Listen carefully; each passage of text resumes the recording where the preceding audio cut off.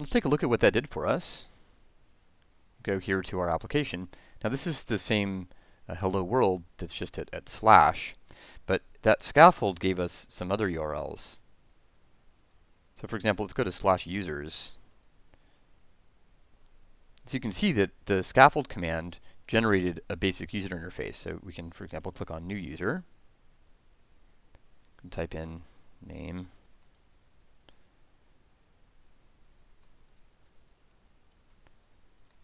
mhartle@example.com, create the user. So that created a new user, and you can see there's a little message, user was successfully created. Go back and see that now our listing of users has the example that I just put in. So this is actually amazing if you think about it. This actually worked. This somehow stored the data that I just entered into the form, and now it's displaying it back onto this page. Let's add another user.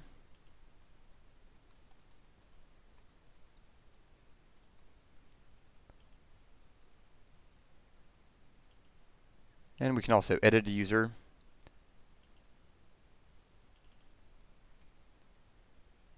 Update a user. Go back to the index, and we can also destroy a user. Now, the way we're interacting with this application is through the URLs. So this is an architecture that's known as REST. We'll be talking a lot more about this later in the tutorial.